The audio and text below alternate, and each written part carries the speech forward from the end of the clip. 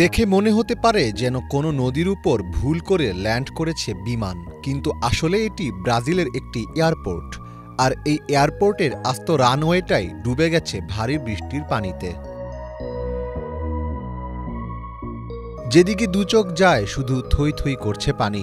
ব্রাজিলের পোর্তো আলেগ্রের এই ব্যস্ত এয়ারপোর্ট এখন স্থবির। দেখে মনেই হবে না এই রানওয়ে ধরেই প্রতিদিন ওঠানামা করত একের পর এক ফ্লাইট। শুধু রানওয়ে নয়, ভারী বৃষ্টি আর বন্যায় ডুবে গেছে ফুটবলের স্বর্গরাজ্য ব্রাজিলের বিশাল এক স্টেডিয়াম। দেশটির বেইরো রিও স্টেডিয়াম পরিণত হয়েছে কাদা পানির এক বদ্ধ জলাশয়ে।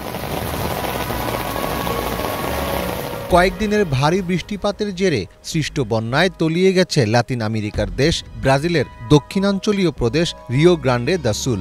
প্রদেশটিতে শত শত এলাকা পানিতে তলিয়ে গেছে। প্রবল বর্ষণে এখন পর্যন্ত ৯০ জনের মৃত্যু হয়েছে। এছাড়া নিখোঁজ আছেন ১৩০ জনেরও বেশি মানুষ, আর বাস্তুচ্যুত হয়েছেন প্রায় ১.৫ লাখ মানুষ।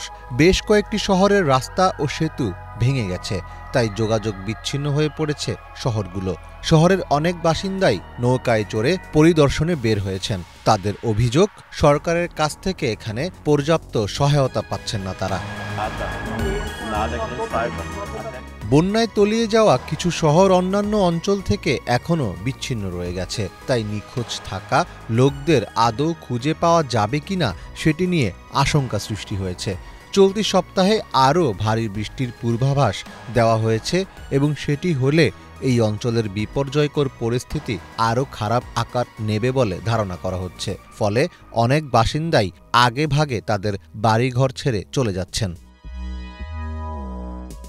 বন্যার জমদূত যেন পিছু ছাড়ছে না ব্রাজিলের। চলতি বছরের বিগত ৪ মাসে অন্তত ৪ দফা বন্যার কবলে পড়েছে ল্যাটিন আমেরিকার দেশ ব্রাজিল। ব্রাজিলের জাতীয় ভূতাত্ত্বিক পরিষেবা জানিয়েছে, পোর্তো আলেগ্রেতে গুয়াইবা হ্রদ ও এর তীর ভেঙে যাওয়ার কারণে বন্যা পরিস্থিতি এত ভয়াবহ রূপ নিয়েছে। পানির স্তর অনেক বেড়ে গেছে, কোথাও কোথাও দ্বিতল বাড়িও ডুবে গেছে।